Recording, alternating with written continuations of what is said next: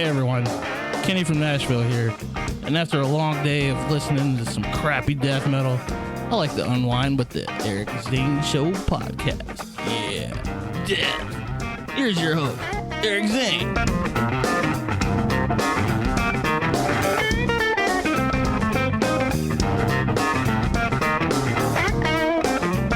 Welcome. How y'all doing?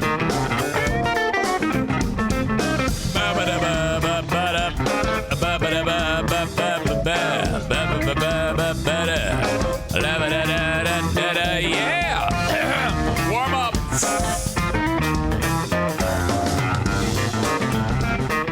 So much for being here. This is the Daily Show where I discuss news, nonsense, and my personal adventures Monday through Friday. The Eric Zane Show podcast. A number of things to get to today. From the Baldwin Ace Hardware Fear Bunker Studio, a daily show where I discuss news, nonsense, and my personal adventures. Happy day after Easter to you all. I am just proud, just flat out proud at what I pulled off. Easter supper, the meal. I worked in the kitchen, started at 9 a.m. I knew I had to get started early, and I was done at 4 p.m. This was the equivalent of like a baseball player having like a 4 or 5 home run game. The level of success on everything that I touched, it all turned to gold. And I cannot wait to share with you what I did. And I will include it in the comments of this audio podcast so that you one day can enjoy the fantasticness, is that even a word, of what went on within this household. Now, this did not start out great because Diana said to me, let's see, what day was it? It was either Friday or Saturday. No, it was Saturday. Saturday morning, she said, "Here we are, and you've not done anything for the Easter meal. I told you all week to call the butcher and order a leg of lamb. And you didn't do it, and now we're screwed. Now what are we going to do?" And it was just like that. And I looked at her, and I said, "I don't know."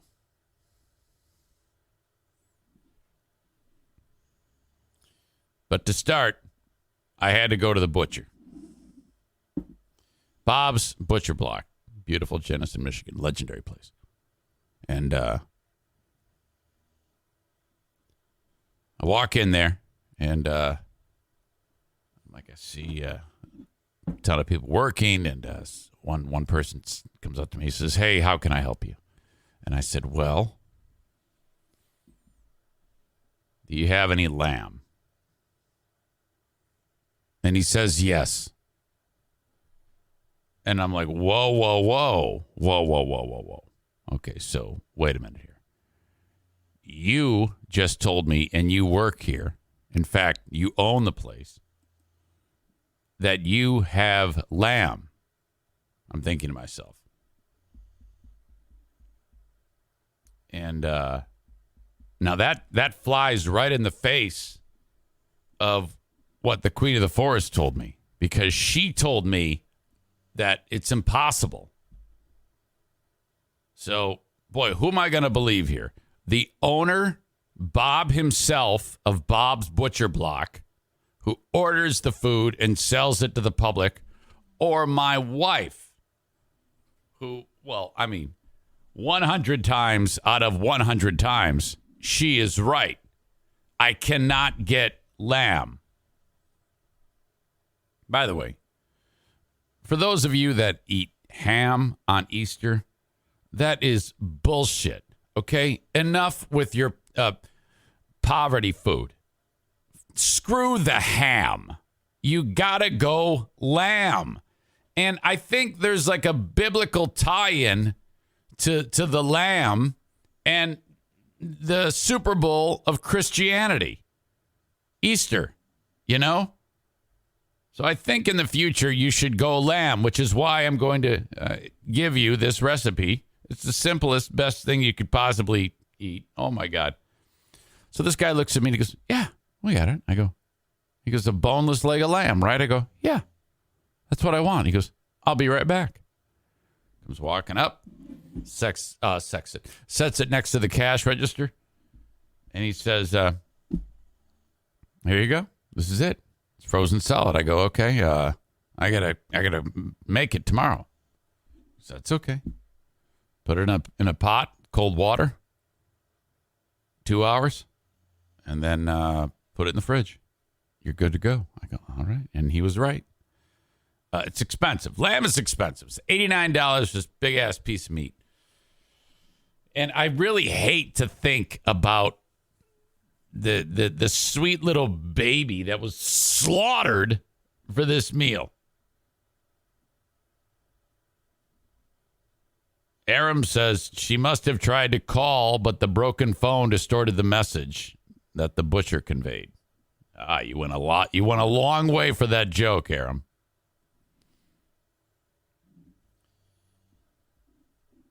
So now I'm in business. This is Saturday. She's over at the YMCA working in the kid zone. I go over there to see her. And I go, yeah, good news. I have lamb. Now, I wanted to, like, rub it in her face. The lamb and my balls. But I didn't. I just said, they have lamb. I have it. We have purchased it. It's ready to go. She goes, oh, okay. So then, while I'm there, I'm sitting right there. I look up. She goes, well, we got to figure out what we're going to have with it. And I go, I'll do everything. Don't worry about it. It's all taken care of. So now I looked up what goes with lamb. And right away, two things pop up. And one is you and I call them scalloped potatoes. But I think they call them potatoes grand mire or something like that. The French version of it, the more fancy version of it. So I take a look at this recipe and I go, yeah, you know what? I'm going to make that. That's going to go great with this. So the scalloped potatoes, everything from scratch. I had to take 8 Yukon Gold potatoes and cut them in 1/8 of an inch slices. All of those potatoes. A pain in the ass. But man, this thing turned out like you wouldn't believe. It's ridiculous. You just got all these potatoes 1/8 inch thick in like a bowl. You sprinkle the required amount of like white pepper, which I didn't even know was a thing, and kosher salt. Okay, you put that on there. You lay it in like a baking dish glass, the old Pyrex deal. And then in like a saucepan, you've got the heavy cream, a little bit of milk, garlic, butter. And then, you get it warm, just below the boiling point. And then you just pour it in there. And then you bake the shit out of it for like an hour. And then you pull it out and you put a whole bunch of Parmesan cheese on top. Now, not the shit Parmesan cheese you get in the green canister. Okay, that is garbage. All right? You got to get the kind like in the fancy cheese section in a bag. And then you put that all on there. You bake it for another 40 minutes. Cheese gets brown. It's just, oh my God. It's like a brown cheese Parmesan crust. Oh, fuck me. We could have just eaten the potatoes. Hang on. I got to drink coffee.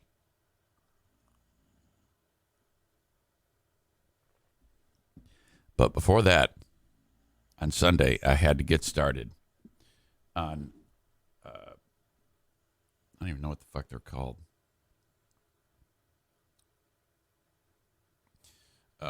Original Parker House Rolls. I'm actually going to show you this one. No, I'm not. I don't need to worry about this. I'm getting caught up in the minutia of the stupid rolls I made. Okay, but I've never baked anything in my entire life. Now, we are talking about, flour in the stand mixer, mixing up the dough, pouring in the yeast mixture in there. After the yeast has to sit there until it like starts to activate and bubble, and then you like pour it in there. It's all good to go, and then you start adding the flour in to make this dough ball of all things. Then you got to knead it with your hands. Then you throw it into this. I've never done this in my entire life. You throw it into a bowl, a greased bowl. You cover it, and then the dough rises after like an hour, okay? Then you got to punch it down. Then I had to roll it out with a fucking rolling pin. I didn't even know we had a rolling pin. I've never done this in my life. You have the cutter. You cut them, and then you put melted butter. You brush it down. You fold it in half and put it in a baking, like a cake pan almost. And you let them rise again, like another 45 minutes. You got to make sure you pinch them, when you fold them in half, or else when it rises, they'll just open up like a big vagina. Okay. And then you bake them. And my God, one roll is just, it's like a meal. So now I've got 2 winners made from scratch. We're not done there. Hell no. We got the meat. You lay it out flat, okay, because the leg has been, the bones out of the meat, obviously, and you just lay it down because it's all bound up and like a netting. So you cut it all off, you open it up, season it, kosher salt, ground black pepper. And then I have made in a bowl 2 tablespoons of olive oil. I zested 2 lemons, put that in there, and I finely chopped a third of a cup Italian parsley. Put it all in there, and then it's this oil paste of awesomeness. You take that with your hands and you just smear it on all over on the lamb. And then you roll it up and you tie it with the butcher's twine. Okay. Put it, and then you salt and pepper the outside of it. Put it in 400 degrees, an hour. I checked it. It was a little low on the temperature. Another 10, 15 minutes. Comes out ridiculously perfect. And so then you got to let it rest. Then you slice it, plate it. And then the salad, even the salad I made, took an hour to make the salad. Okay? It was, I like my salads to be chopped small. So it's almost like you're eating vegetables that are the size of like Cheerios. To me, it's super important. And everyone's like, why do you make your salads that way? It's just, it makes for a better salad, because if you have an onion that's way too big, it's going to overpower the fork full of food. You got to make it small. And then it's a taste explosion on the salad. This is key. You can't have big chunks of shit in there. No one wants to eat that salad, so you got to chop everything. I put cabbage in my salads. Cabbage, spinach, romaine, cuke, cell, carrot, green pep, onion, tomato. All in there. Hang on. This thing, and for the first time ever, because I started so early,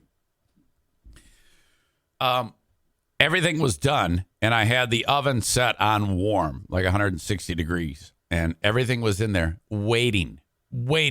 And so usually people come over to my house, and they're like, hey, good to say, when do we eat? 3 hours? It's usually that's the way it is, and I'm like grinding away in the kitchen, but no, I was done. And I go, all right, and I just pull it all out of the oven, set it out, prayers, baby Jesus, thank you. I'll come back to church one day, and that's it. And it was incredible. We murdered it.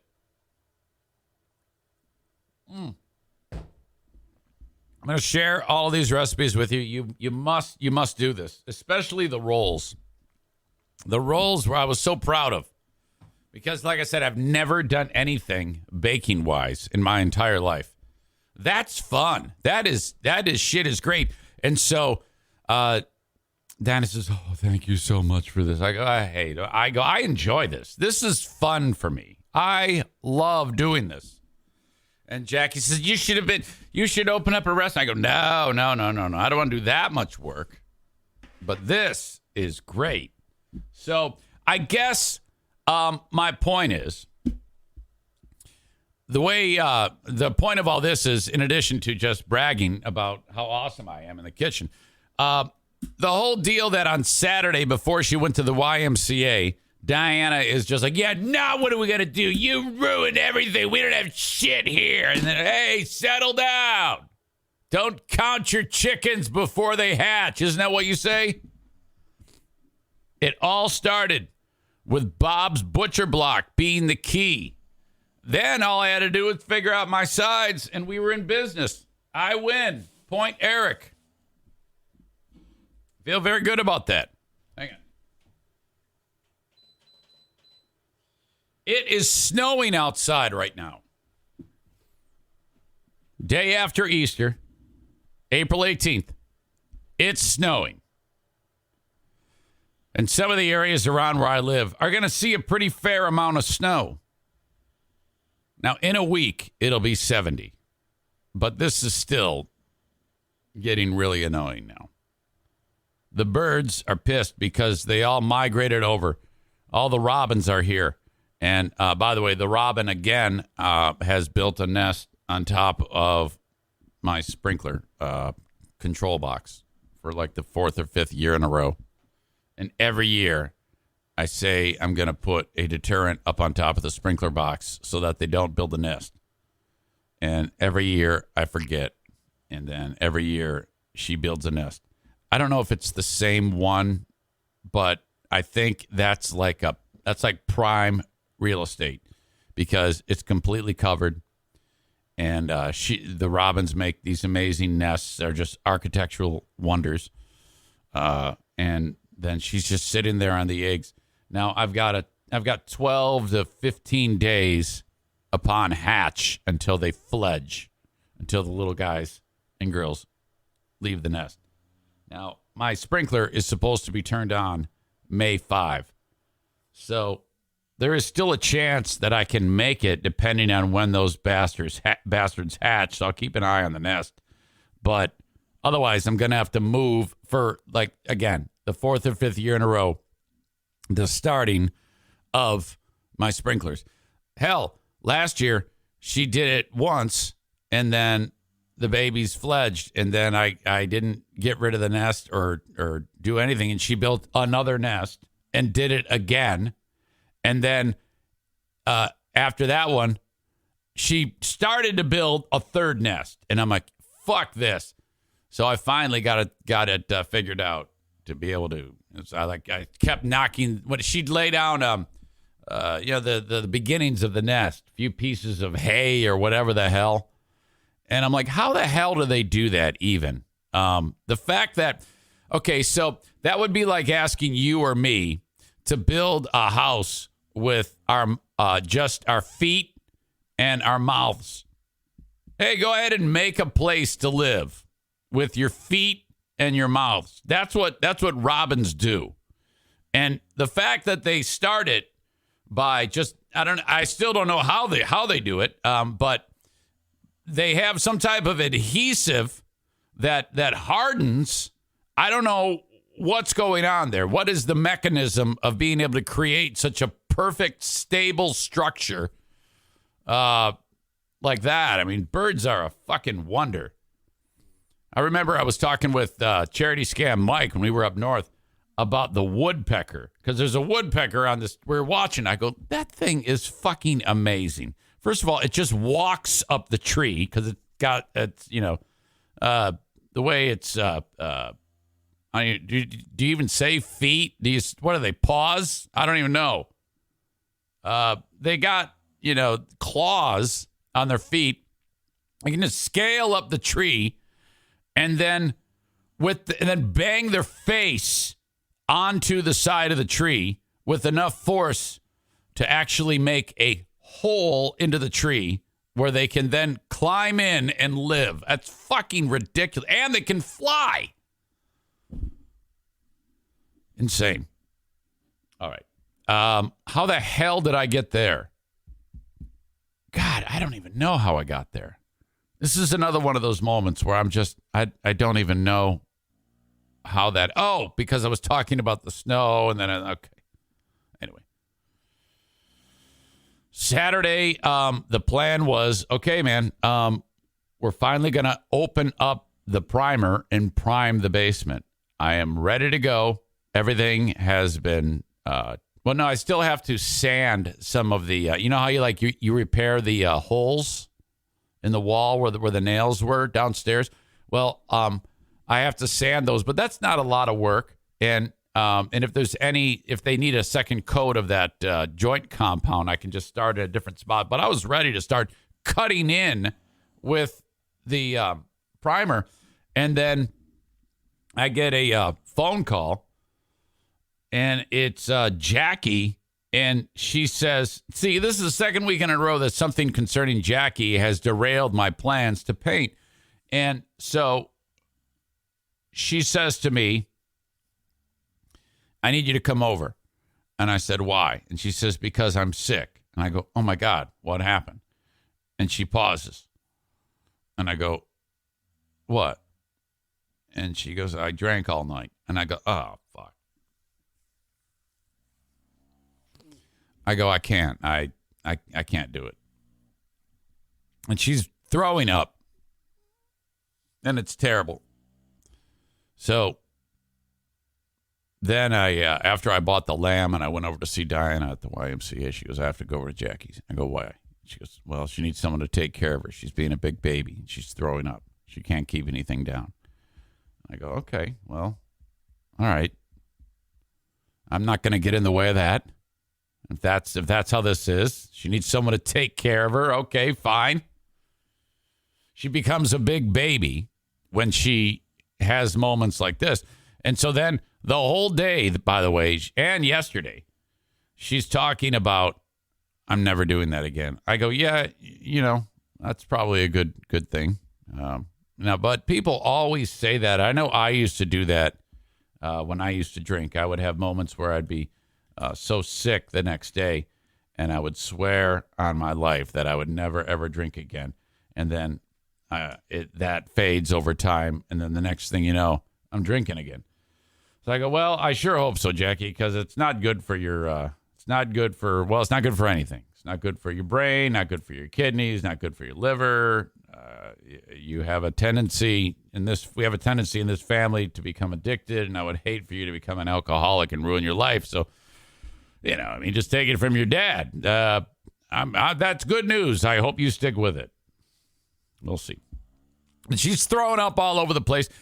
Diana says, I have to go over there. Now, Diana was going to go to the store and buy all of my fancy ingredients for my Parker House rolls and my scalloped potatoes and my, I guess my marinade, I guess it is, for my leg of lamb. And I had made a long list of things and was about to send it to her. And she goes, you have to go to Meijer. And I go, okay, all right. Got to get this done. So it was extensive, the trip to Meijer. And then every half hour, I'm getting another text from Diana. Oh, don't forget this. Don't forget this. And then Kevin, the NFK, I had to buy a bunch of shit for him because he was low. By the way, he refers to any frozen meal as Stouffer's. And I didn't know that. So I said, Kevin, I'm going to the store. What do you need? He goes, I need a 30-pack. I need a fucking 30-pack, man. I need a 30-pack shit, fuck. And could you get me some of them? You know those little candy bars? It's Twix, Three Musketeers, Snickers, Milky Way, and it's all fun size in the back. Could you get me one of those? I go, yeah, okay, yeah, I got and some of those Lindors. I love those Lindors. Those truffles, fucking shit. Yeah, man, I love those. Okay, could you get me some Grizzly too? Yep. Okay, got it. What else? I need Stouffer's. more of those Stouffer's. I go, okay, that sounds good. I'll do it. Walking through the store, and I go, when he says Stouffer's, what are we talking about? Like, what Stouffer's? And she says, he wants Chinese, he wants Swedish meatballs, he wants tuna noodle casserole, and mac and cheese, and the meatloaf. And I go, so is the term Stouffer's for him all frozen foods? Because there's no Stouffer's Chinese. And she says, yes, that's exactly what it is. So just essentially go into the frozen dinner aisle and grab it all and put it in there, as much as the freezer will hold, and he'll eat it. Oh, okay, great. Take care of that. So this takes significant time. I have to be out the door at 4 to go see my pal Kyle from Dumpster Divers to help him because he's getting a podcast started, and I've been helping him figure things out and how that whole thing works. So, I had a window of 3-4 hours to do my basement chores, but no, because Jackie has a hangover now and is throwing up all over the place. Diana cannot shop, so that means I have to shop, and that's my day. That's how it works. So when you guys sit there and make fun of me and bust my balls about not getting the basement done, and Diana rips me a new asshole and says, hey, what the hell? Let's take a look at moments like this. And then the week before, if you remember, I had to go out of my way and drive to go help Justin, whose car broke down. So, I don't feel nearly as responsible as everybody makes it out to be. Yes, it has been over 2 years, which sounds ridiculous, but in the last month, I have been trying very hard to get my chore in the basement done. And every time I have it set up, all right, I'm going to get down there, I'm going to get that shit done. Someone either drinks too much, or somebody's car breaks down, or someone tells me there's no way I'm going to be able to have this meal prepared. Fuck that shit. My God. So after 9 a.m. to 4 p.m. on Sunday, because, in fact, Saturday came and went, and I didn't get down there at all. Yesterday, after getting the meal done, we then ate the meal, went for a walk, and then everybody's exhausted.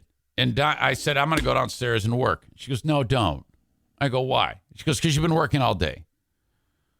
I go, well, I got to get something done. Then I realized I had not yet written out my checks to the state and U.S. government to the amount of paid to the order of United States Treasury. Tax day is today. Holy shit. Fuck. So I had to, now that doesn't take a lot of time. You just sit there, write out a check, put it in the envelope. But then by the time that was done, it was like 8 p.m. Fuck it, I'm going to bed. So here I sit with you, charged up, ready to go. My God.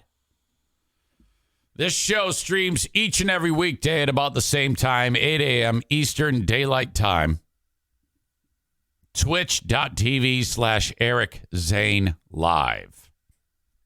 Download the Twitch app, search Eric Zane Live, all one word, or find it on your desktop, twitch.tv/Eric Zane Live, and follow me. That doesn't cost you anything. Follow. Then scroll up from where you are right there, and it says subscribe, Twitch Prime. There's a big red dot. Click on that, and you can link up your Amazon Prime account with Twitch. It just takes a click. Just click in the corner, upper right-hand corner. And then you might have to sign into your Amazon Prime. But what that does, that doesn't cost you anything. But if you like watching the show every morning as it happens live in place of your favorite radio show, and you can also, by the way, minimize the screen or darken the screen. You can still hear it. It won't shut down or anything like that. You get it without commercial interruption. So there you go. Now, I'm also on Facebook, facebook.com/Eric Zane fan page. Facebook and Twitch brought to you by Irvine's Auto Repair, Grand Rapids Hybrid and EV. I'm on Twitter. At Eric Zane Show on Twitter. That's brought to you by Blue Frost IT. And then the almighty YouTube, Frank the Tank Fuss. Thank you so much. My Policy Shop Insurance. Okay.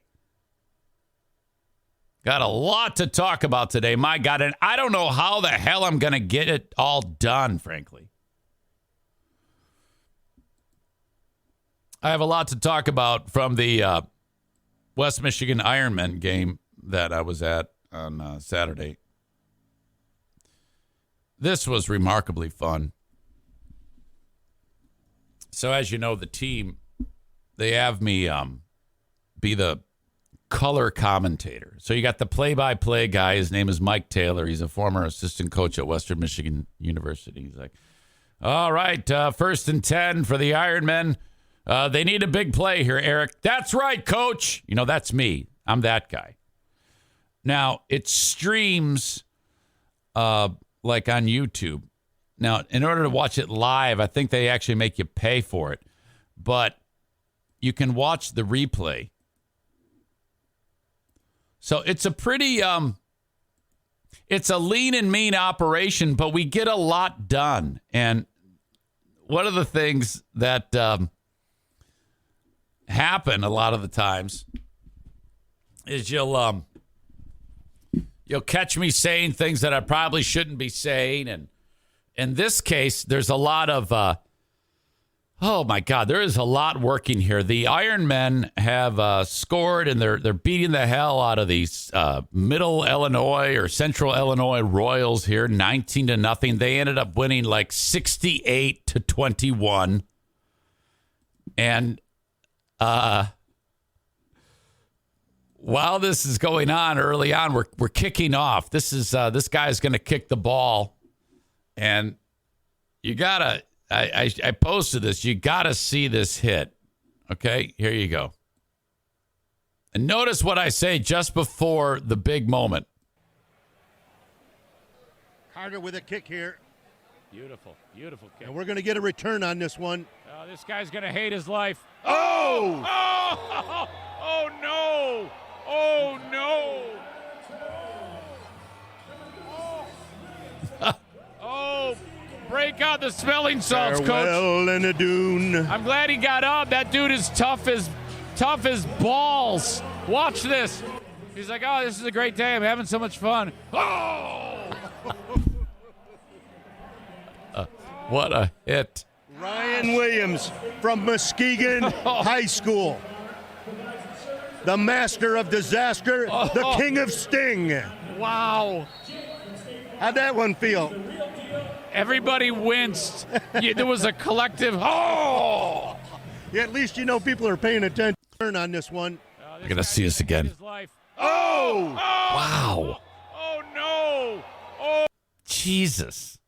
What a freaking hit. It was. Terry says balls are tough. Yeah, I don't know why I said that. Don't know why. Doesn't matter. Chris says, are you gonna get in trouble for posting this too? Yeah. No, not in this case. Not in this case. Football people aren't soft like hockey people. Nick says, you want to say tough as nails. Yeah, but I like saying tough as balls. You know? So that was a spectacular thing. Just incredible. Wow. Really, really let that guy have it. Holy cow. But for the next game, I'll make sure that I have 10 tickets to give away for each of those games. So I'll share those with you next time they're in town. Really nice family seated next to me because where we are, okay, it's like basically like an area, and there's no barrier between me and fans. And there's this family, it looks like they got like 100 kids sitting next to me. And it dawns on me with like 1 minute to go in the game that I occasionally have been swearing and saying things that are ridiculous. And then I said hell one time, and then I see the mom cover up the kid's ears, this young mother, and I go, oh. And I'm like, sorry, he's learning all sorts of new words today, isn't he? And she goes, oh, he's heard that one. But I don't think he's ever heard somebody say, go smash his face in or tough his balls. Like, oh, God. And she laughs. And then her husband is there and he laughs. And then it's revealed that this couple, before they must have had, like, it looked like 50 kids with them. I'm serious. It's like they got married and just started having children and haven't stopped. And so I'm talking with them, and they said that back in the day, the old radio days, they went to one of those, we used to do those live shows, remember? And if you remember, this one was at a place called the Orbit Room. And they were there, and they were just a young dating couple back then. And I was like, oh my God, well, that's fantastic. So then I guess there's they said, hey, can we get a picture? So they sat in, and me and the kid, and we're like covering up his ears. It was fun. It was a good group. I cannot stress enough, so much fun to go to those West Michigan Ironmen game. I think Stu was there. Stu saw it himself. He saw that guy get hit. And then the team that the Ironmen played, they got murdered. The Central Illinois Royals. They were just jail sexed. I'm glad I didn't say that in front of the mom or the dad. All right, I'm going to save this next story for after I do what I'm going to do next, because I promised somebody that I would bring him in here to talk. And, oh, shit. All right, no big deal. Before I get to that, though, the open of the show brought to you by Mario Flores, Lakeshore Team of Van Dyke Mortgage, 231-332-6505. If you need a mortgage, call upon Mario. He owns a football team, in fact. No matter where you are in the U.S., call on Mario, 231-332-6505 for the Mario Flores, Lakeshore Team of Van Dyke Mortgage. Mentioned Irvine's Auto Repair, Grand Rapids Hybrid and EV not that long ago, making sure that your vehicles are in tip-top running order. For any preventative maintenance, as simple as an oil change or even much more complex than that, they can do just about anything to keep your car on the road. All makes and models of European, Asian, or domestic cars, hybrids, EVs, just about anything except Volkswagen. You can find their website, Irvines, irvines.com, 616-532-6600.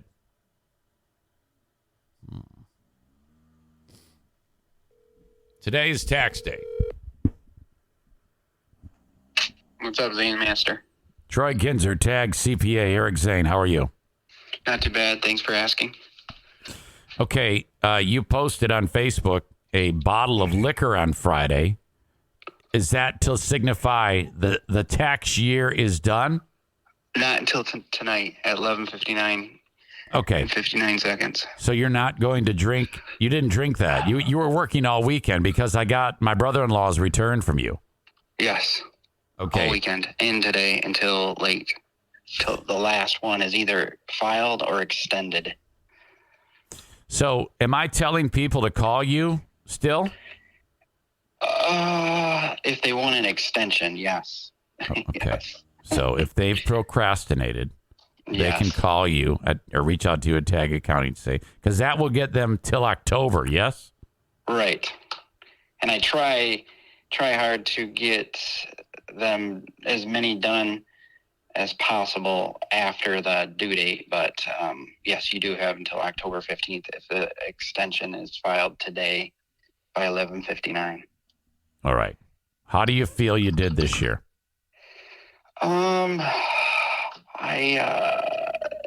There was a lot of newbies that came to me really late. So I think the more and more difficult tax laws have made the self-preparers spooked this self-prepares. Yeah. Mm-hmm. So. Okay. So at the last minute, they came to you and you're like, oh, God, holy crap. Yeah. So, like for extensions, if somebody needs an extension, I always ask, do they owe? And some people are like, I don't know if I owe. Well, you got to err on the high end, because if you err on the low end, the penalties and interest start accumulating tomorrow. If you err on the high end and say you pay in $5,000, but you do the return and you only owed $3,000, you'll get the $2,000 back, obviously. Okay. All right. So this is key. I understand that the government is understaffed this year, and they're still doing returns from last year. Yeah, I thought they started it with 6 million behind or 30 million behind of 2020. So people's refunds were held up. Uh-huh. So okay, this is all pandemic related, no doubt. Yeah, and the seasoned veterans there at the service, I think, just called it quits. Early, okay, they said that's it. We're cashing in our chips, so they're understaffed. Right. Correct. Okay. Wow. Well, congratulations. You know, you're just a few hours away as 12:01 hits, 11:59, 12 o'clock, 12:01. Do you actually have a drink or at that point, or do you just go to bed? Just go to bed. Okay. And the 2 elephants go off my back. Wow. The elephants, yeah. Can you describe the amount of stress on a seasoned CPA like yourself as it increases with each day? I mean, comparing that maybe to like your storied basketball career at Parma West. That due date. See, the last 2 years. 2 years ago it was July 15th. They pushed it. Last year was May 17th, which I actually did like that. Yeah. The July 15th, it just lingered. Procrastinators just procrastinate even longer. So, like this is a pinch. This was a pinch. Plus I gain whatever, lose some, gain a lot, so yeah, it's just the competitiveness. I don't want to say no. Right. And I want to be able to take care of each and every person. So I talked with Jacob Bennett from Bennett Flooring Installation, and he informed me that for your services, he feels it's remarkably underpriced, that you just do such an amazing job. Oh dear. What are you doing? You got to raise the rate. No doubt. All right. Well, hey, man, congrats on another successful year. And if you have final words of advice, if anybody has not done this, they can get an extension if they reach out to you today.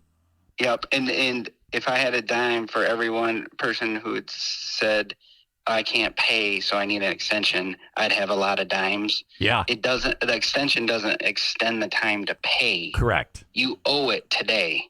It extends the time to file a complete return. A lot of extensions are waiting for K1s from, S corps or partnerships or trusts. So if you can't file a complete return, right. My own son is waiting for a W-2 from Little Caesars that it's in outer space, I guess. So, but as long as it's postmarked, the payment by today, and I suggest, having a return receipt, so you have proof that you sent it postmarked by April 18th. So. Are you still on the hunt for the next Mrs. Tag Accounting? Or no? No. You are not on the hunt right now. You are off the market. That is good news. Right. That makes everybody happy. Yes. Okay. Well, right. Good luck today. Congratulations. Thank you. Okay. Thanks. See ya. All right. See ya. Bye. Troy Ginzer, Tag Accounting, with your last-minute Eric Zane Show podcast, tax tips. Holy cow.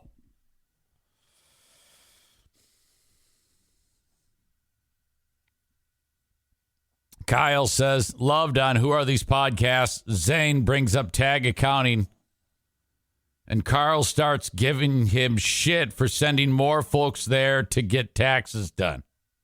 He did? I don't remember that.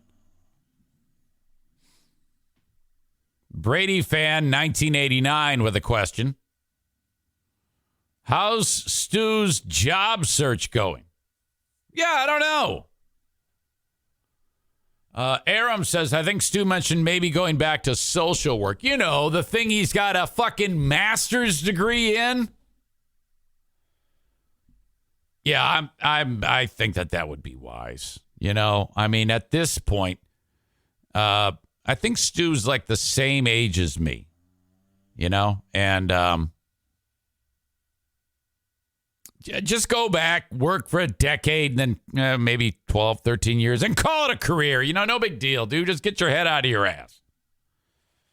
Aram says, why did you wait so long to do the NFKs and Madisons? I don't know what you're talking about. I'm allowed the deadline. Why is that? I just put mine in the mailbox yesterday. Might have been done, but I didn't mail them till yesterday. Hey, in my opinion, nothing is late until it's late. So I didn't do anything late. I did hear that, Aaron, when he said Stu has less than 10 years to live. That bum me out. Come on. Don't do that. Dennis says if Dippin' Dots would give him benefits and vacation, he'd stay there.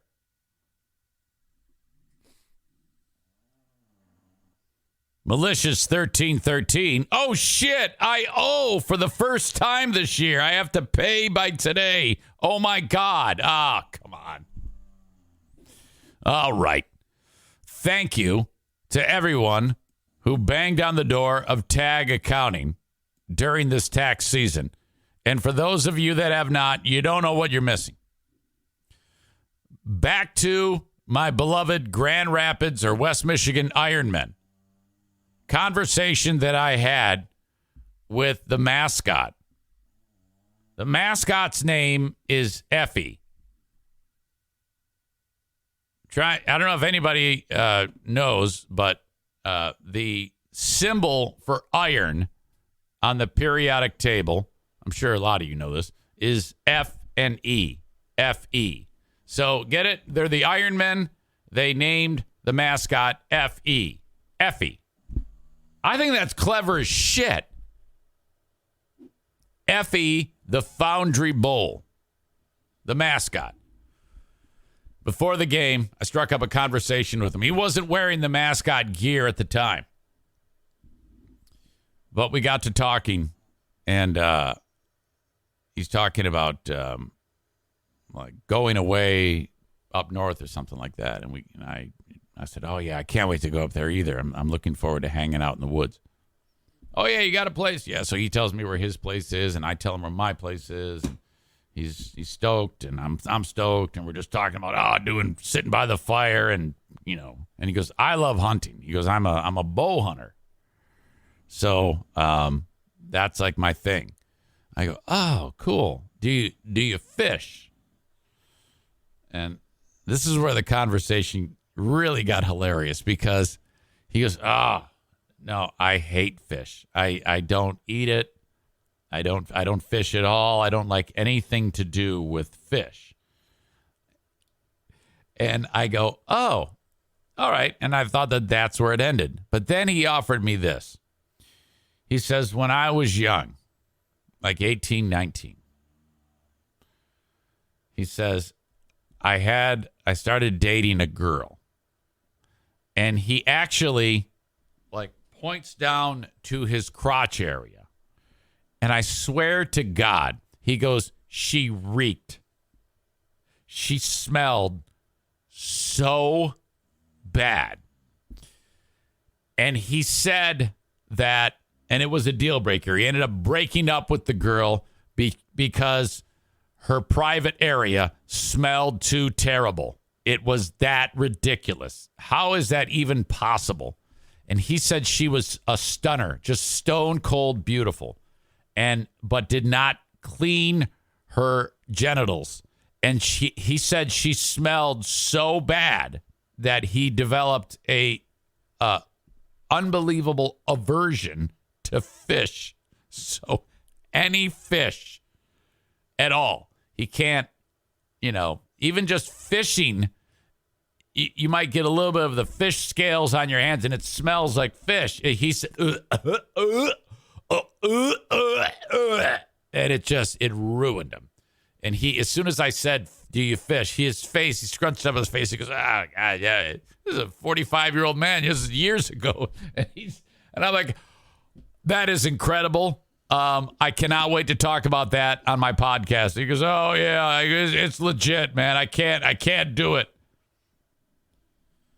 Jesus. It's in your paws, Effie. It's a callback to, that girl I dated in college. He's not kidding. It didn't affect me so much to that point, but I'll never forget days after touching that young lady's vagina, I'm sitting there going, God, and my roommate Skipper, the black dude, E, don't do that. It's in your paws, E. It's in there. Kenny says, I can relate to this dude so much. Oh, no.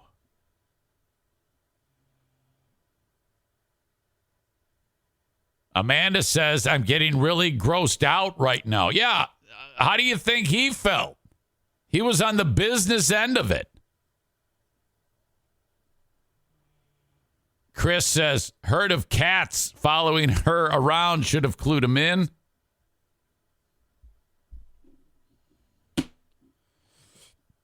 All right. Well, now, Bosco's Pub. That's where we will be in just under 2 weeks. 3380 Chicago Drive, Hudsonville, Michigan. That's going to be the 30th of April. 2 p.m. We're going to get together, have some food, have some drinks, and then we're going to head over to the racetrack. We got racing that evening at Berlin Raceway. So if you want to hang out, mark it down on your calendar, save the date. It is coming up Saturday, April 30th.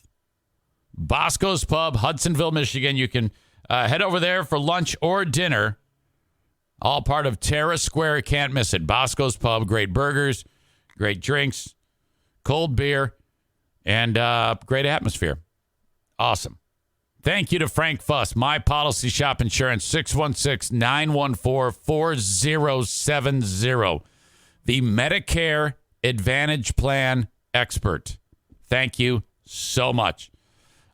So if you know anybody in your family, loved ones, who are either getting ready to turn 65 or are already 65 and utilizing the Medicare system, you need to reach out to Frank Fuss, 616-914-4070. And all this is a Medicare checkup. So whoever we're talking about here will call, and he'll just ask some questions and, determine if you're getting all that is being afforded to you utilizing the Medicare system. Some people screw the process up of getting signed up for Medicare. He wants to make sure that everything that you have at your disposal is being utilized. Okay, 616-914-4070. You owe Frank no money. In fact, no money will come out of your pocket no matter what for this type of expertise. He just wants to be your expert. So if it comes to something as critical as healthcare over age 65, don't just do it yourself. Have a Medicare Advantage Plan expert like Frank Fuss take care of it for you. Call or text 616-914-4070 today. Okay. Your old pal Eric Zane's got to go tinkle. So I want you to stay right there, and I will be right back.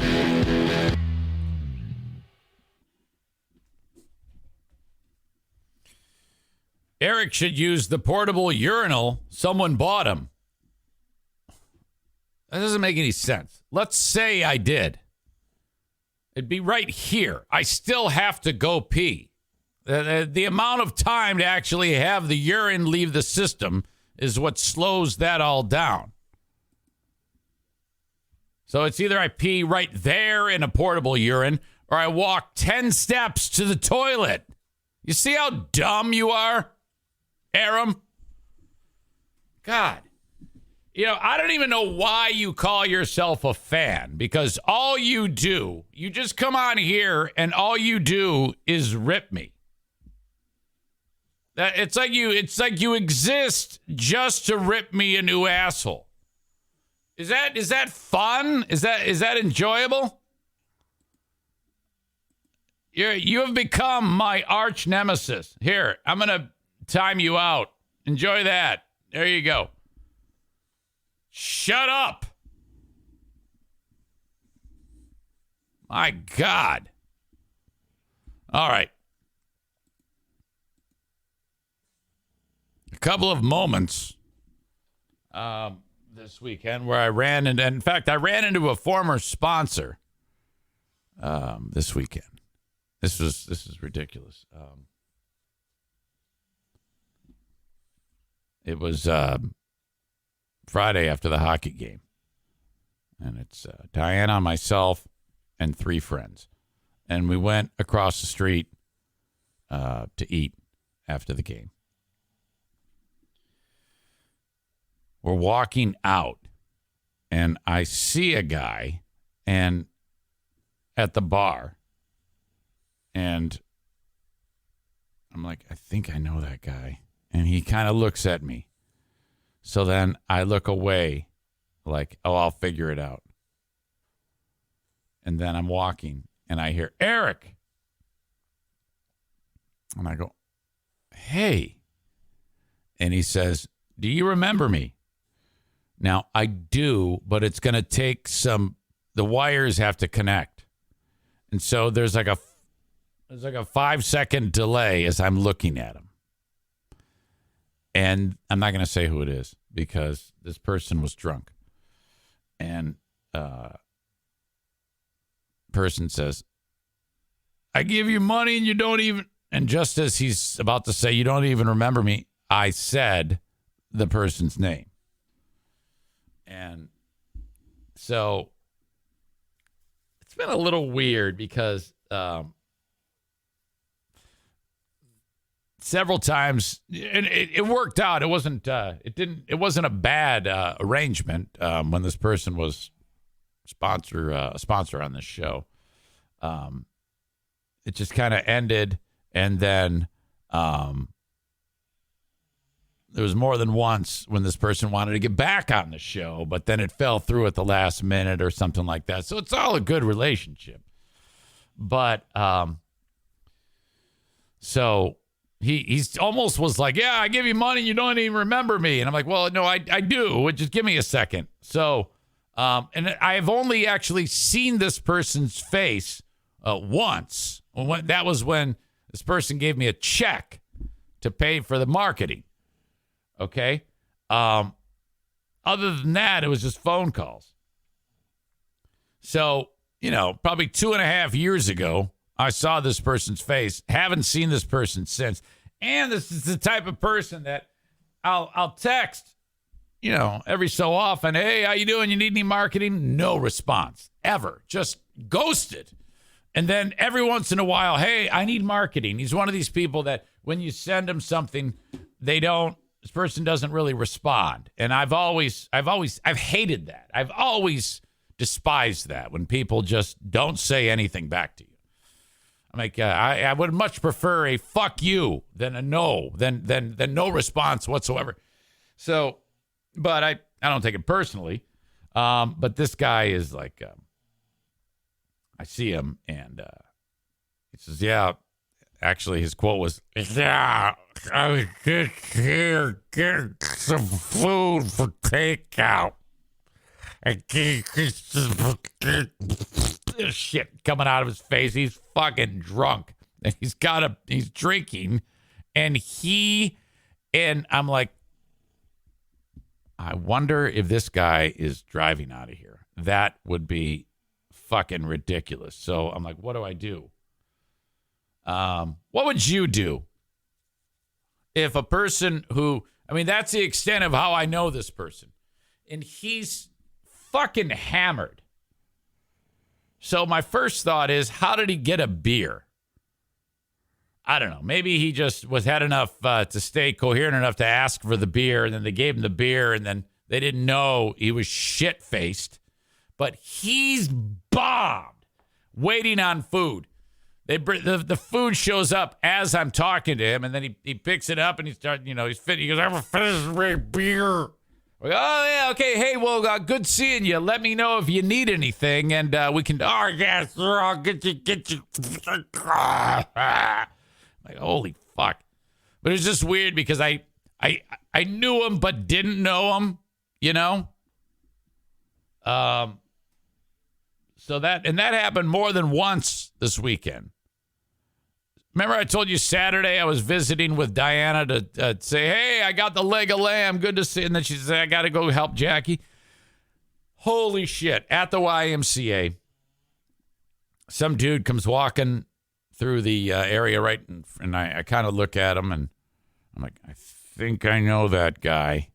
And he kind of looks at me and his face lights up and I go, oh shit, I definitely know that guy, but no way. There's no fucking way.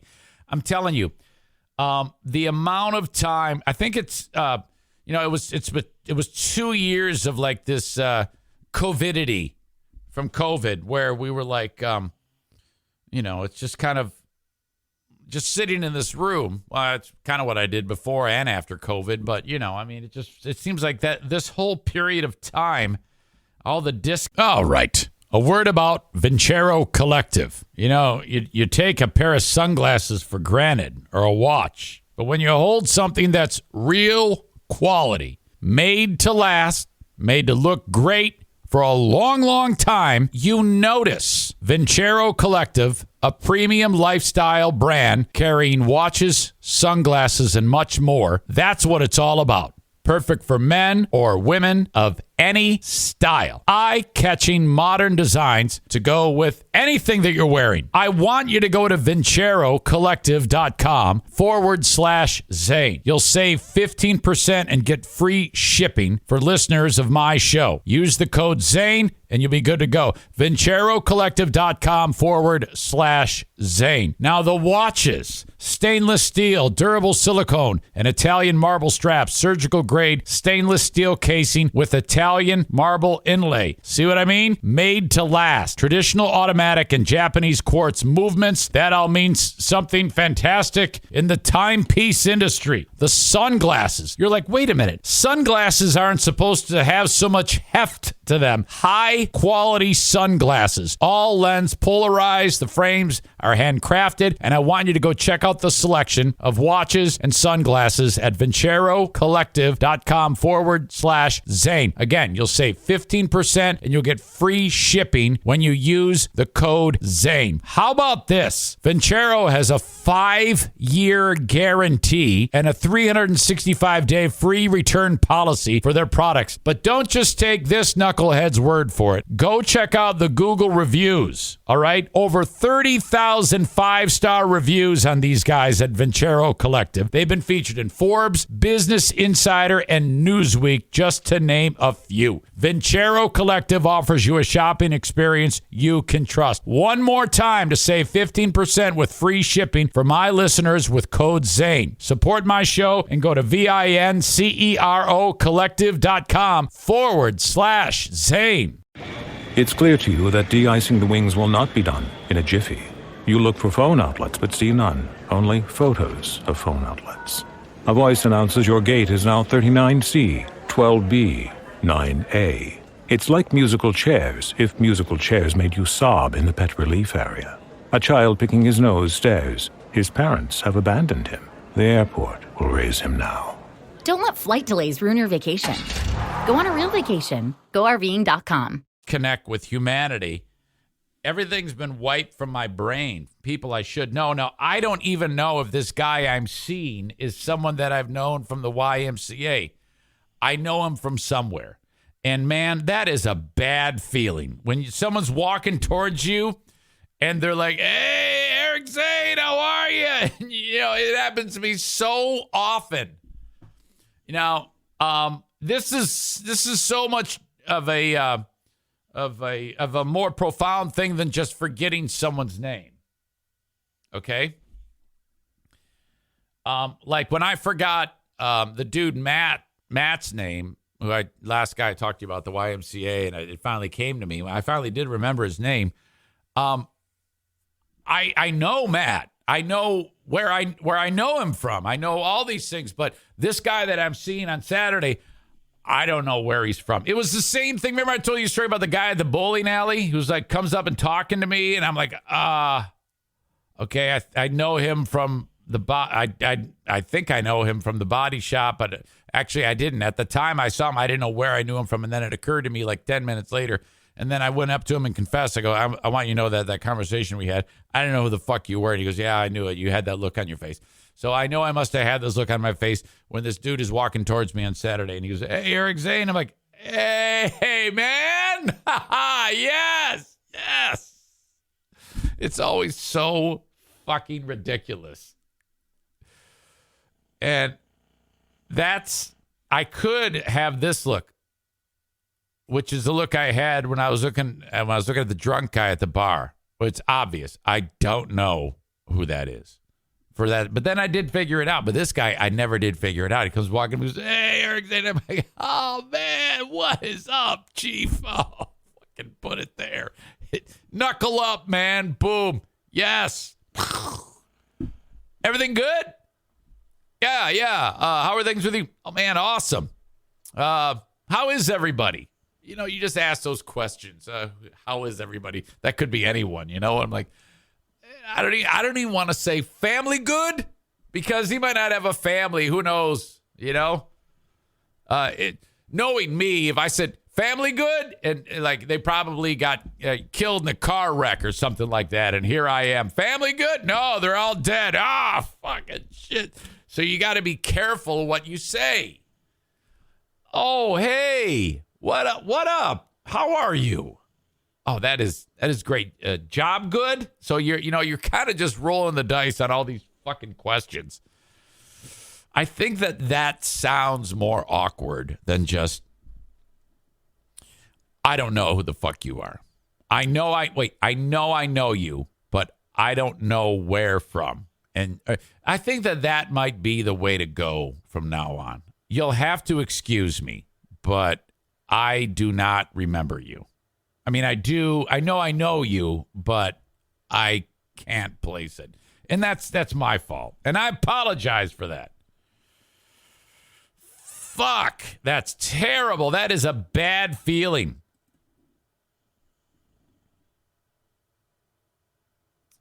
Chris says, hey, guy.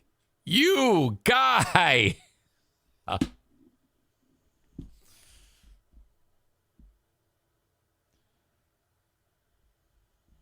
Sarah says, probably should have asked drunk guy if he needed a ride. You think I should have done something, huh?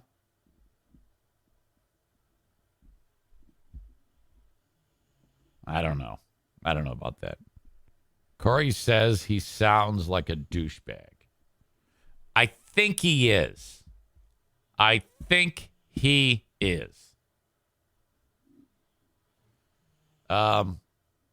Dennis says, just please refresh my memory.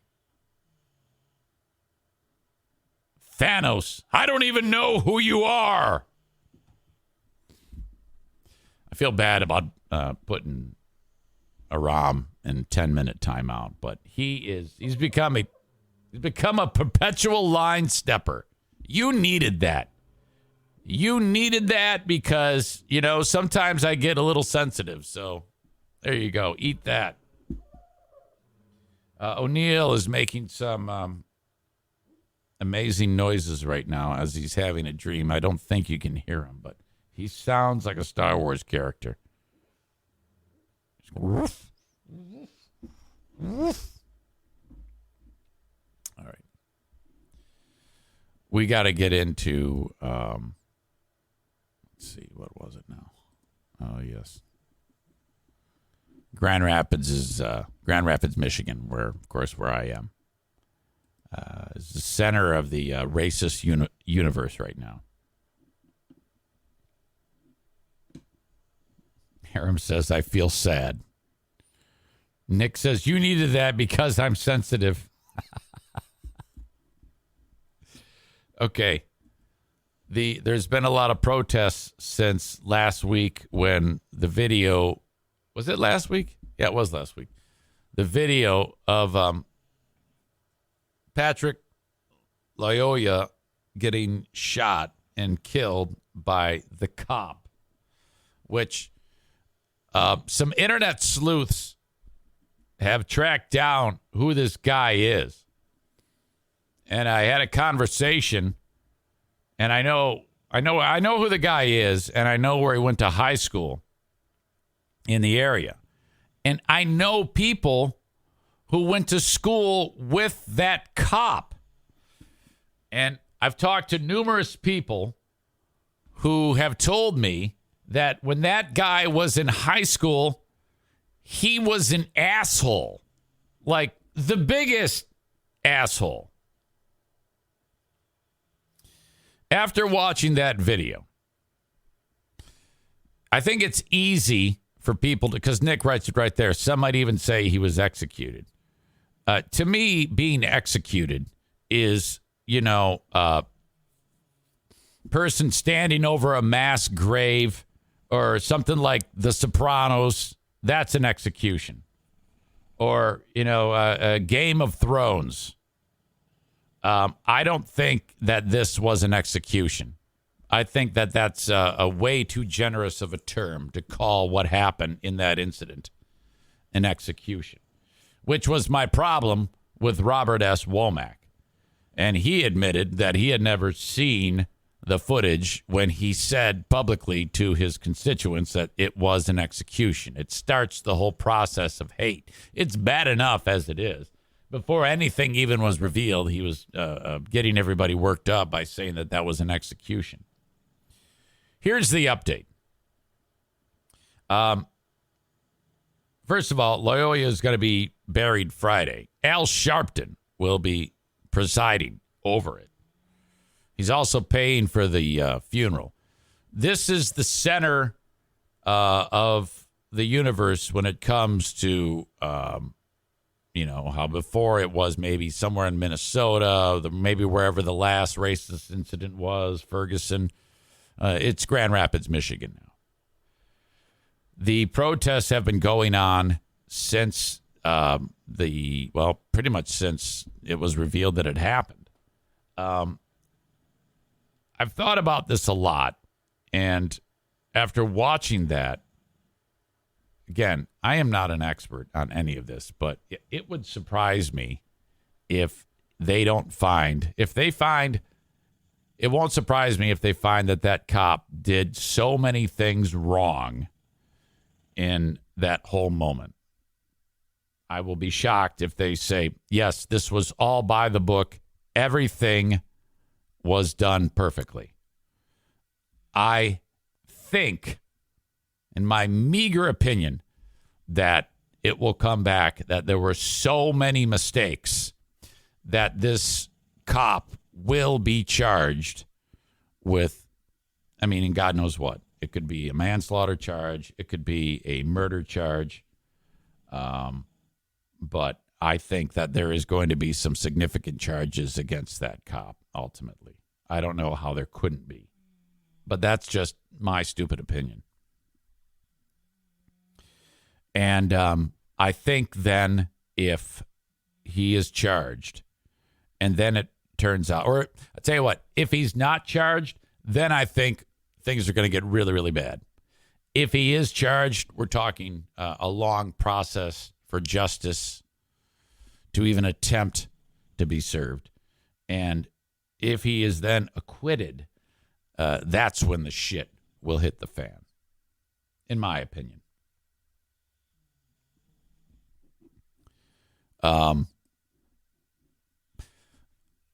The new Black Panthers were in town. Now, this is where it's going to start to get weird here. I'm going to share a video with you. What you got here is just some guy who happened to be driving through the area and happened to come upon this group of people that are protesting.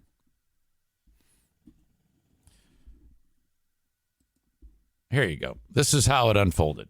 Let me make sure I got this. I don't want to. All right. I think I'm good. Confirm. All right. The car here, you can just see the front left quarter panel, is apparently just wants to drive through. Here's everybody on the street. And this guy and others are going to stand in front of this car. Let's go.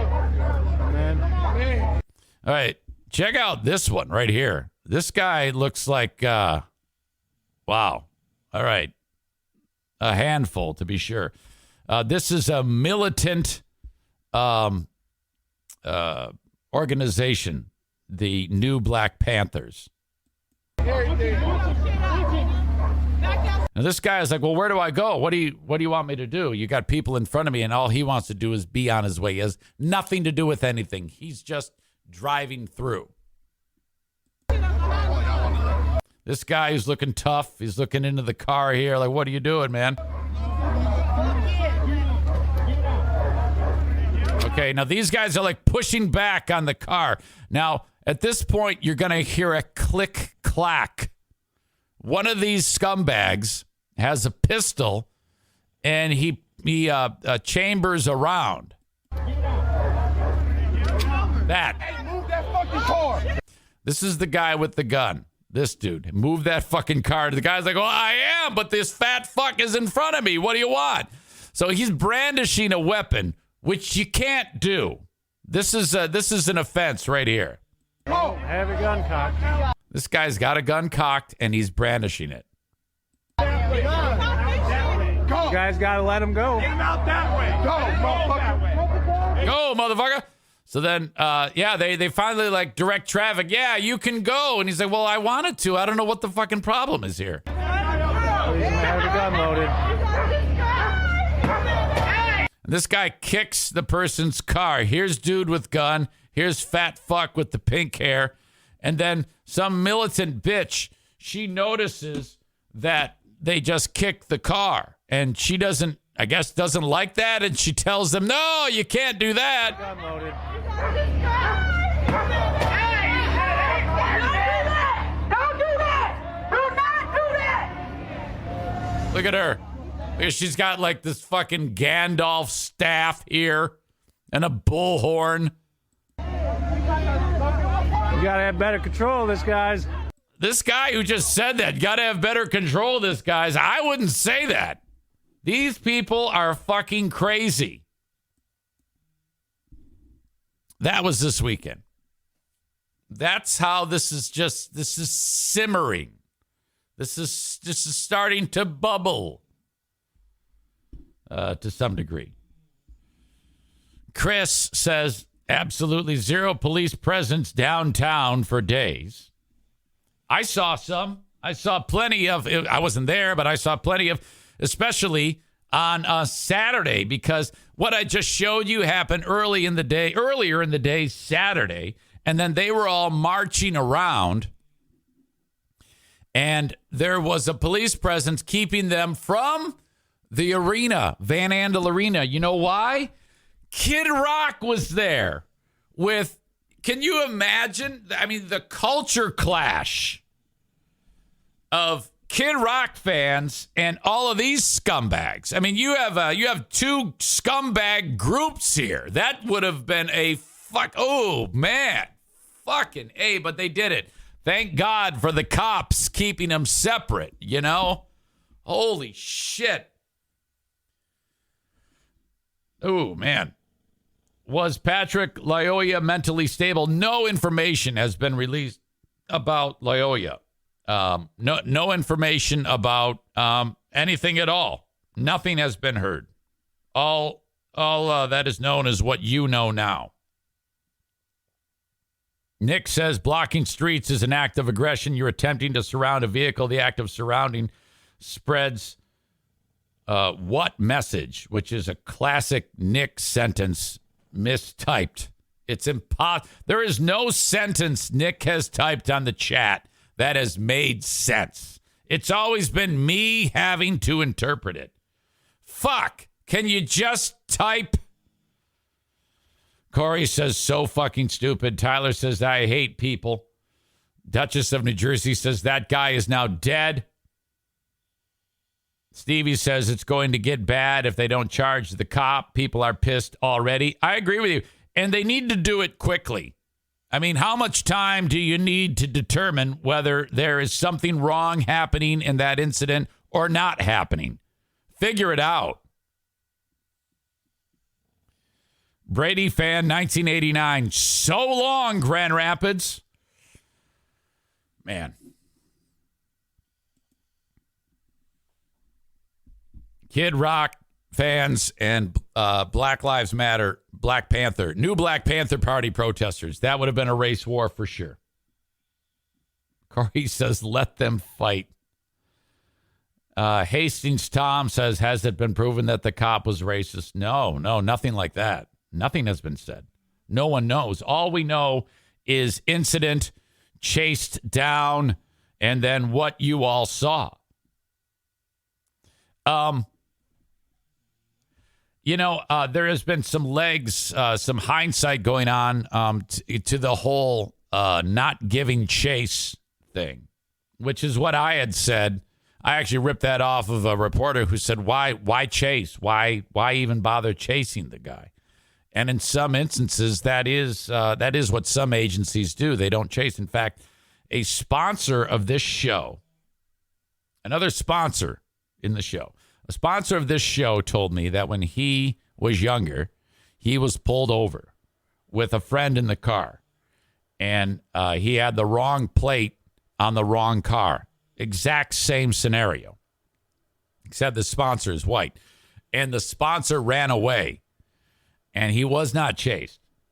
And they just put a warrant out for his arrest. And then his friend was in the car and said, hey, man, you're screwed. They got your car. They know me. They know you. They don't want to spend the money and go get you. So you better turn yourself in. So he did. He turned himself in, and he's not dead. Nick says, fuck charging the cop. That's not how justice works. The court of public opinion does not rule. We are a nation of laws. Well, exactly. No one is suggesting that, you fool. If the police determine that numerous problems with all of that exist, that could warrant charges against the cop. Don't be so silly on here to claim that someone is suggesting that public opinion has anything to do with this. It has nothing to do with that. It has to do with the people that decide if rules were broken. Because frankly, if you break rules and you kill someone, that's how people get arrested. It's called second or third degree murder or involuntary manslaughter. That happens all the time. There's also the thought process that Melissa, who says, this guy would have still been alive too if he followed directions. Well, it's a little bit of a little column A, little column B. Should he have run? No. Most would agree with that. Should the police have handled it the way they handled it? That's up to interpretation. That's why they're taking a look at it.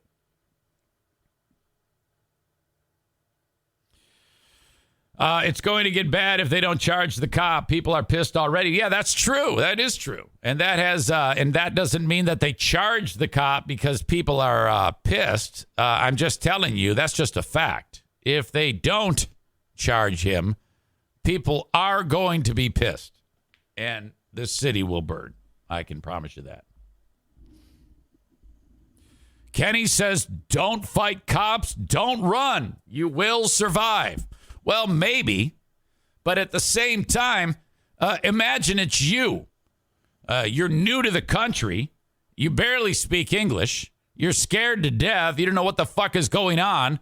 All you know is every time you turn around, you see black people getting shot. I mean, I certainly understand why sometimes people run. I do understand that. See, how come I get all of these? How come I have the ability to see it from both points of view and all of you dipshits don't? How is that even possible? I won't go so far as to say he was executed at all. I don't know where the cop stood regarding the whole thing, and I don't know anything about policing. But I understand from both points of view that this shit is a reality. Now, I mean, again, time after time on this show, I show how much better I am than all of you by having discretion about the scenario. Richard writes, when you take a CCW training class, they tell you do not shoot for the head, which is why this was called an execution. There was absolutely zero chance the person was going to walk away. I've watched the video, and you can actually see the seconds of hesitation before the cop actually pulls the trigger. He made the decision to pull the trigger. Again, I can't say with that much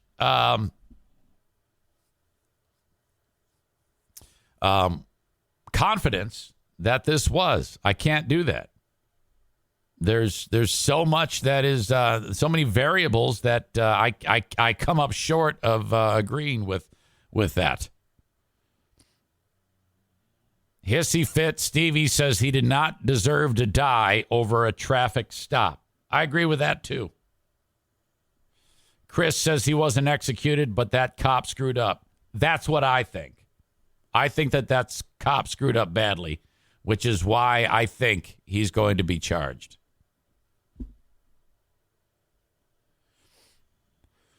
Melissa says if you went to live in another country, you wouldn't learn their laws and obey them. I don't know, but that doesn't matter. Coulda, woulda, shoulda. Who knows?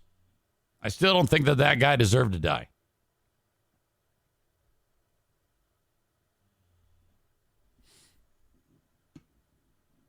Corey says, I'm white, never been arrested, but I'm still nervous when a cop is near me. Richard follows up with, plus many other mistakes that he made. De-escalation training is sorely lacking. Maybe. I don't know. Honestly, I don't think you do either. I think that the state police do, and they need to determine this. Now, if they give this cop home cooking and say, oh, yeah, this is all by the book, this is all great, I doubt that they're going to be able to say that. I think this guy is in big trouble, in my opinion. All right. But the whole business of the new Black Panthers, this is bullshit. This is absolute garbage. Kicking the guy's car, pulling out a gun. Jesus. All right. Where am I here? Oh, my God. We got another protest to talk about. Yes.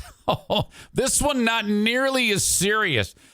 Okay. You may remember last week, a lady at the Minnesota Timberwolves basketball game went onto the court and put some super glue on her hand and put her hand on the court, and she had a shirt that says so-and-so kills chickens.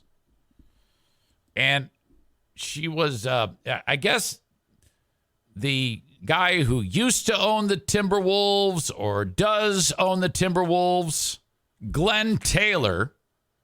And he's not like he's in the process of selling that team right now. But anyway, he's still part of it. This guy, Glenn Taylor. He owns a egg-laying factory or farm in Iowa, and the farm got a bird flu infection, which is serious shit. So the whatever it is, the U.S. Agriculture, whatever, said you got to put all of your chickens down. Now think about that. I don't know how much a chicken costs, but I mean, how much is a chicken worth? A nickel, 50 cents, $1? I don't know, but he had to put down 5 million of his chickens, which, I mean, he doesn't want to do that. Okay, this is his business, you know, and but the animal rights activists are like, no, this is terrible. He's killing his chickens. Well, yeah, no shit. The government said he has to.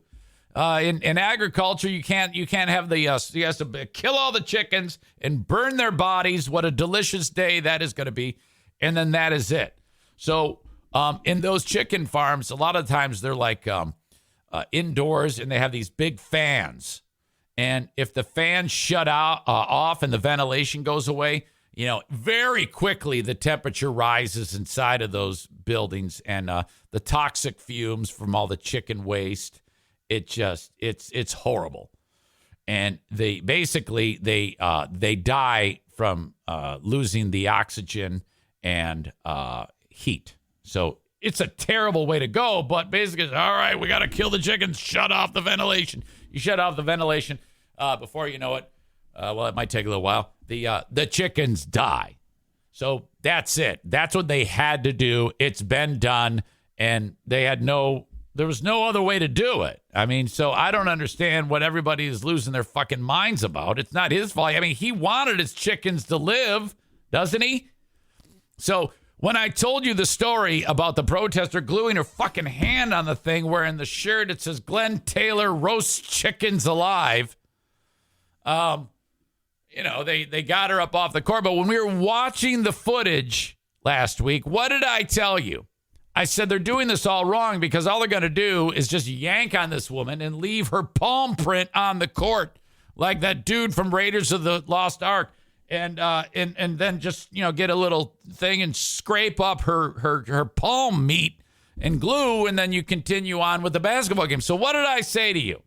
I said that these animal rights activists, they need to chain themselves to the stanchion. All right.